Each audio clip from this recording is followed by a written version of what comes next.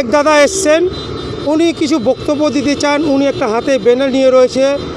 আর আপনারা জানেন আমাদের পশ্চিমবঙ্গে ফুটবল খেলা খুবই গুরুত্বপূর্ণ খেলা। যেরকম ক্রিকেট আমরা ভালোবাসি, সেরকম বেঙ্গলিদের একটা খেলা আছে ফুটবল। তাই জন্য একটা দাদা একটা ব্যানার নিয়ে আজকে এসছিল মুখ্যমন্ত্রীর কাছে দেখাবার জন্যে, কিন্তু উনি চান্স পায়নি। তাই আমার মিডিয়া মারফতে উনি কী বক্তব্য দিতে চান? দাদা, আপনি কি বক্তব্য দিতে চাইছেন? প্রথমে আমি মেদিনীপুরের শিক্ষক, মেদিনীপুরের সিএমকে পেয়ে আমি ওনাকে অসংখ্য ধন্যবাদ জানাই এবং আমি গর্বিত।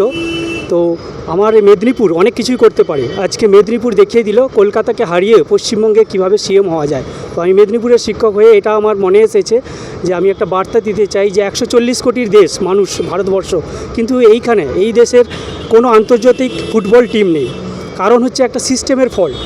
কিন্তু আমাদের ট্যালেন্ট আছে, অলিগলিতে অনেক ট্যালেন্ট আছে। সারা ভারতে 140 কোটির মধ্যে 11 জন প্লেয়ার কোনো মতেই অসম্ভব নয়। কিন্তু ভারত সরকার তথা আমাদের পশ্চিমবঙ্গ সরকার যদি মনে করে যে সেই ট্যালেন্টকে খুঁজে আমাদের আন্তর্জাতিক ফুটবল টিম তৈরি হবে, অবশ্যই সম্ভব। আমার কাছে সেই ব্লুপ্রিন্ট আছে। আমি সরকারকে অনুরোধ করছি যে আপনারা আমাকে একটু সাহায্য করুন, যাতে আমরা সবাই মিলে ভারতকে বিশ্বের উপরে একদম নিয়ে যেতে পারি এবং ফুটবল মঞ্চে ভারত যেন অবশ্যই স্থান পায়। ধন্যবাদ।